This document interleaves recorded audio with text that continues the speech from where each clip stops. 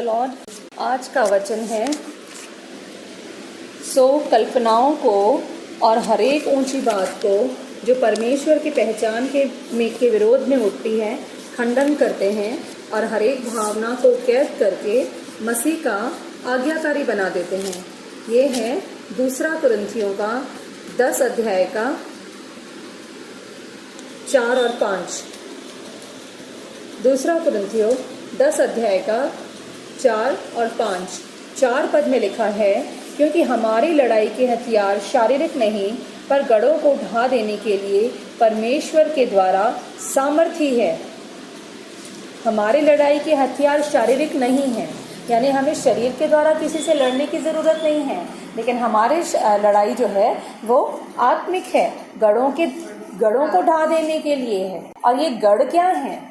ये गढ़ क्या हैं? ये गढ़ हैं जो हमने काफ़ी गढ़ हम खुद के लिए हमने गढ़ बनाए हैं, और उसके बाद हम कहते हैं कि ऐसा नहीं हो रहा और वैसा नहीं हो रहा है। अब हमें इन गढ़ों को हमें खुद ही ढाना होगा। कैसे ढाना होगा? किसी और इंसान से लड़ाई करके नहीं। इन गढ़ों को ढाने के लिए हमें आत्मिक रूप से तैयार होना होगा। लिखा हुआ है ना, ये शारीरिक लड़ाई नहीं है। हमारी लड़ाई के हथियार शारीरिक नहीं पर गढ़ों को ढा देने के लिए परमेश्वर के द्वारा सामर्थी है। हम अपने आप से योग्य नहीं कि इन गढ़ों को ढा सकें, लेकिन जब परमेश्वर की सामर्थ हम लेते हैं, अपने आप को स्ट्रॉन्ग बनाते जाते हैं परमेश्वर के करीब आकर, तब परमेश्वर की सामर्थ हमारे अंदर कार्य करती है, और तब हम हमारे जीवन में जितने भी गढ़ हमने बनाए हैं उन सारे गढ़ों को ढा सकते हैं। अब ये गढ़ किस तरह के हो सकते हैं? समझ सकते हैं किस तरह के गढ़ हो सकता है? हमने किसी के लिए कोई गलत धारणा बना के रखी है, ये एक गढ़ है। हो सकता है हमें बुराई करने की आदत हो, चाहे ऐसे बुराई नहीं करते हों, लेकिन अगर कोई 2 लेडीज़ आपस में बात कर रही हैं तो तीसरी हम हाँ में हाँ मिलाते जाते हैं। हाँ उसने मेरे साथ भी ऐसा किया था, हाँ ऐसा हुआ था। ये भी एक तरह का गढ़ है। हम इन छोटी छोटी बातों को नहीं समझते, लेकिन ये गढ़ हम अपने जीवन के लिए बनाते जाते हैं। और कौन से गढ़ हो सकते हैं? घमंड का एक गढ़ है, अभिलाषाओं का एक गढ़ है। अगर हम रिश्तों में तनातनी रखते हैं या आवाज़ तेज़ी करके बात करते हैं तो ये एक तरह का गढ़ है। हम किसी के लिए कोई बुरे विचार रखते हैं तो ये गढ़ है। अगर किसी ने कोई काम नहीं किया या कुछ हमारे लिए ऐसा किया जो हमें पसंद नहीं है, हम क्या अपने एक धारणा बना लेते हैं कि हाँ उसने ऐसा किया था, इस वजह से किया होगा, ये बात हुई होगी तो इसने मेरे लिए ऐसा किया। हम इस तरीके से कोई अपना कुछ प्लान बना लेते हैं कि ऐसा ऐसा हो गया था, हुआ होगा, इसलिए ऐसा इसने मेरे साथ बुरा, कल्पनाएं हम कल्पना कर लेते हैं। तो ये भी एक तरह का गढ़ है। आगे लिखा है, सो हम कल्पनाओं को और हर एक ऊंची बात को, कल्पनाओं को किस तरह की कल्पनाएं? हम जो किसी के विरोध में कोई कल्पनाएं रचते हैं, और कोई कल्पनाएं ऐसे जो हम अपनी ही उम्मीदें लगा लेते हैं। यानी परमेश्वर से हम नहीं पूछते, वचन के अकॉर्डिंग नहीं चलते, हम ये नहीं समझते क्या ये बात परमेश्वर को पसंद है या नहीं, हम अपनी ही सोच में आगे बढ़ते जाते हैं। ये है कल्पनाएं। हमने किसी के लिए बुरा सोचा, हो सकता है उसको कोई प्रॉब्लम हो, इस वजह से वो मेरे पास नहीं आई हो, और हमने क्या कल्पना की, वो मुझे पसंद नहीं करती इसलिए वो मेरे पास नहीं आई, या फिर कुछ और। तो जो कल्पनाएं परमेश्वर की तरफ से नहीं है, हम खुद बनाते हैं, उन कल्पनाओं को हमें तोड़ना है। आगे क्या लिखा है? कल्पनाओं को और हर एक ऊंची बात को। अब ऊंची बात क्या है? जो परमेश्वर को पसंद नहीं है या जो परमेश्वर के पहले हमारे जीवन में आती है, वो ऊंची बात है। अगर हमने परमेश्वर का स्थान हमारे जीवन में पहला नहीं रखा है, इसका मतलब हमारे जीवन में कुछ ऊंची बातें हैं जो परमेश्वर से ज़्यादा हमारे लिए इम्पोर्टेंट है। तो वो हर एक ऊंची बात जो परमेश्वर की पहचान के विरोध में उठती है, हमने पहला स्थान परमेश्वर को नहीं दिया, मतलब ऊंची बात की कोई, यानी परमेश्वर से भी ऊंचा किसी को समझा, परमेश्वर की पहचान के विरोध में, यानी परमेश्वर की पहचान से ऊपर भी कुछ है क्या? कुछ नहीं है। लेकिन फिर भी अनजाने में कहो, सामाजिक तौर पे कहो, इमोशनल लेवल पे कहो, हम किसी न किसी बात को, किसी न किसी काम को, किसी न किसी रिश्ते को परमेश्वर के पहले रखते हैं और परमेश्वर को स्थान बाद में दे देते हैं। हो सकता है वो रीज़न जो भी रहा हो, लेकिन हम ऐसा कर देते हैं कई बार, और जब हम ऐसा करते हैं तो ये एक तरह का गढ़ है। और आगे लिखा है, जो परमेश्वर की पहचान के विरोध में उठती है, खंडन करते हैं। हमें क्या करना है? उनका खंडन करना है, उनको कैंसिल करना है कि ऐसे जो भी गढ़, ऐसी जो कल्पनाएं, ऐसी जो भी ऊंची बातें हमारे जीवन में हैं जो परमेश्वर के पहले आती है, उनका हमें सबसे पहले उनको कैंसिल करना है, उनको तोड़ना है। और हमारे अंदर जितनी भी भावनाएं उठती हैं, हमें उनको क्या करना है? मसीह का आज्ञाकारी बनाना है। हम कहाँ करते हैं? हम तो किसी न किसी तरीके से खुद ही कल्पना में लग रहे हैं। अरे ऐसा हुआ ना, पति ने रोका ना तो कैसे जाऊं, नहीं जा पाई।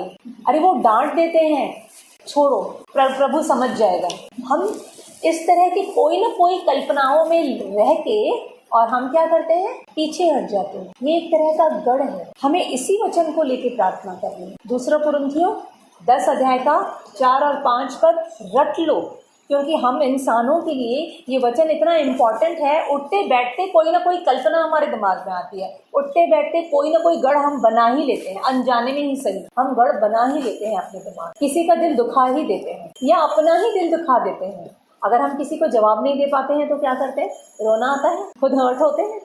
ये क्या कर रहे हैं? हम गढ़ बना रहे हैं। न हमें किसी और का दिल दुखाना है, न अपना। हम प्रभु के हैं, प्रभु हमारे अंदर रहता है। हमारा दिल दुखा यानी प्रभु का दिल दुखा, तो क्या ये सही है? नहीं, ये गढ़ है एक तरह से। इसलिए ये वचन को ऐसा रटना है, जब भी कुछ ऐसी बातें आती हैं हमें यही वचन के थ्रू प्रार्थना करनी है। प्रभु हर एक भावनाओं को प्रभु यीशु मसीह के नाम से कैद करके मसीह का आज्ञाकारी बना देते हैं। अगर हम एक बार मसीह के आज्ञाकारी बन गए तो संसार चाहे कुछ भी कर ले, हम डगमगाएंगे नहीं। हमें क्या करना है? परमेश्वर के साथ के बॉन्डिंग को बहुत स्ट्रॉन्ग बनाना है। हमारे दिमाग में आने वाले हर एक विचार को कैसा होना चाहिए? विचार मसीह के अकॉर्डिंग होना चाहिए, उसके आज्ञाकारी हमको बनना है। हम संसार के आज्ञाकारी बन जाते हैं अनजाने में कहो या कोई ना कोई ऐसी बात लेके कहो, हम क्या कर लेते हैं? संसार के आज्ञाकारी बन जाते हैं। हमें क्या करना है? उनको कैंसिल करना है, उनका खंडन करना है। क्योंकि जब कोई भी चीज़ की अति कल्पनाएं होती हैं, चाहे कोई रिश्ता बहुत इम्पोर्टेंट हो, चाहे कोई पैसा किसी के लिए इम्पोर्टेंट हो, या किसी के लिए स्वास्थ्य बहुत इम्पोर्टेंट हो, इन सारी चीज़ों से ऊपर है परमेश्वर। सही है। अब एक और वचन है जिसमें और क्लियर हो जाएगा, जो है 1 कुरिन्थियों का 6 अध्याय का 12 पद। 1 कुरिन्थियों 6 अध्याय उसका 12 पद लिखा है। इसकी हेडिंग दी है देह परमेश्वर की महिमा के लिए। ये हमारी जो देह है, हमारा जो शरीर है, परमेश्वर की महिमा के लिए है। लेकिन क्या हम उसको 100% परमेश्वर की महिमा के लिए इस्तेमाल कर रहे हैं? अगर नहीं तो हमें अलर्ट होना पड़ेगा। आगे क्या लिखा है? सब वस्तुएं मेरे लिए उचित तो हैं, परंतु सब वस्तुएं लाभ की नहीं। सब वस्तुएं मेरे लिए उचित हैं, परंतु मैं किसी बात के अधीन न होऊंगा। किसी बात के अधीन न होऊंगा। किसी मतलब किसी भी नहीं। चाहे वो नींद हो, चाहे वो खाना हो, चाहे वो अच्छा कपड़ा पहनना हो, चाहे घूमना हो, किसी भी तरह की कोई भी बात के मैं अधीन न होऊंगा। आगे लिखा है भोजन पेट के लिए और पेट भोजन के लिए है, परंतु परमेश्वर इसको और उसको दोनों को नष्ट करेगा। अगर हम कहें भोजन के बिना हम रह सकते हैं क्या? नहीं रह सकते। एक समय तक रह सकते हैं, उसके बाद इंसान ऊपर चला जाएगा।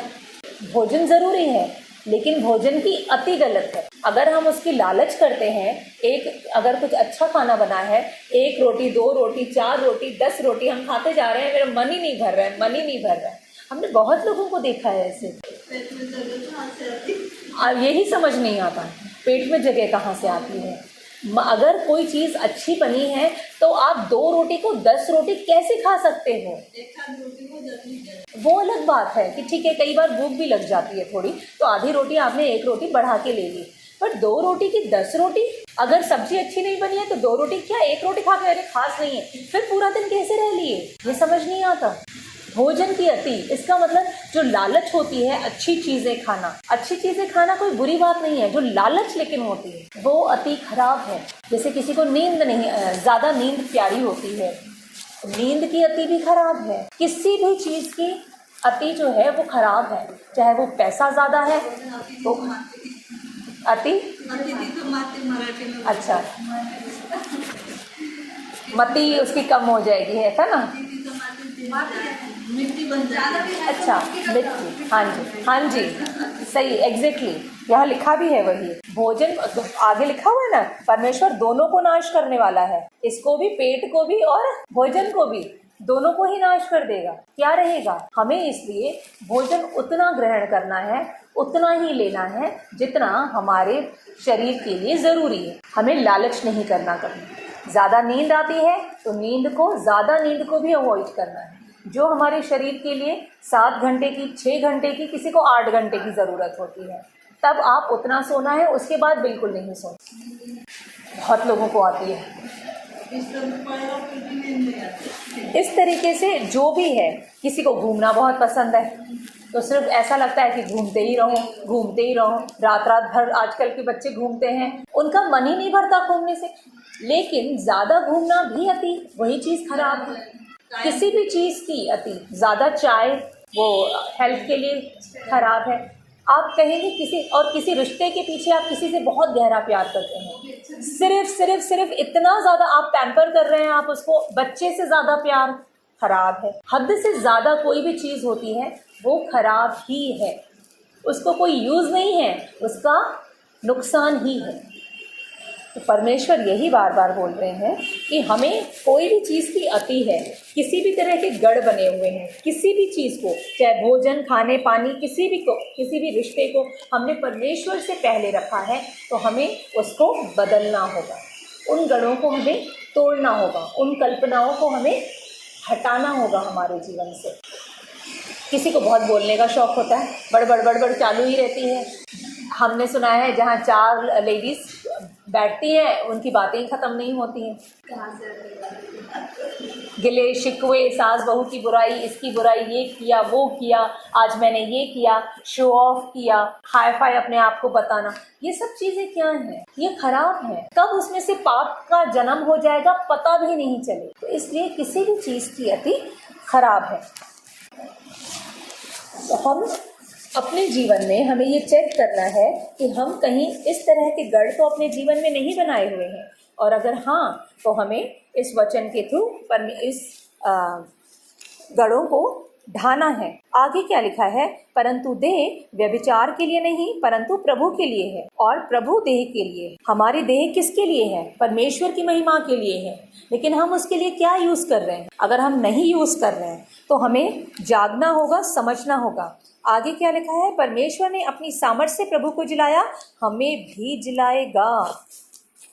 परमेश्वर ने अपनी सामर्थ्य से प्रभु को जिलाया है, वो हमें भी जिलाएगा। हमें किन चीज़ों की ज़रूरत है? ज़्यादा खाना खाएंगे तो हम ज़्यादा हेल्दी हो जाएंगे? नहीं। हमारे शरीर के लिए जितने भी न्यूट्रिएंट्स की ज़रूरत है, जितने भी खाने की ज़रूरत है, हमें बस उतनी ही कैलोरीज चाहिए। उसके बाद जितनी भी कैलोरीज हम इनटेक करते हैं वो सब वेस्ट है, वो हम अपने शरीर को ही, अपने हेल्थ को ही खराब करते हैं। तो जब हम ये समझते हैं ना, यार सादा खाना खाते हैं इसीलिए तो कमज़ोरी आ रही है, हमें फ्रूट भी चाहिए, हमें ड्राई फ्रूट भी चाहिए, हमें ये भी चाहिए, हमें सीड्स भी चाहिए, सारे ये चीज़ें उनकी ज़रूरत नहीं है। अगर सादी दाल रोटी में भी अगर हमने प्रभु की आशीष उंडेल दी, वो सामर्थ उंडेल दी, तो वो सादे दाल रोटी में भी सारे न्यूट्रिएंट, सारी कैलोरीज आ जाती हैं जो हमारे शरीर के लिए ज़रूरी है, क्योंकि उसका लहू जिलाता है। वचन भी कहता है कि परमेश्वर ने प्रभु को जिलाता है तो हमें भी वही जिलाएगा, हमें भी वही जीवन देता है। हमें चेक करना है कि कहीं हमने भी तो अपने जीवन में गढ़ नहीं बनाए हुए हैं।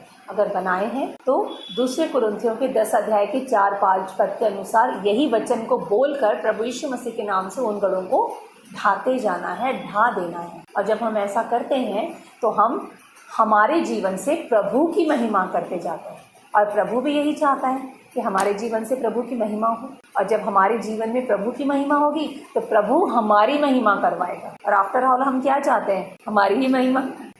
हमें घूम के जाना है, डायरेक्ट वाला रास्ता है ही नहीं। हमें प्रभु की महिमा करनी है तो हमें डबल मिल जाएगा, है ना।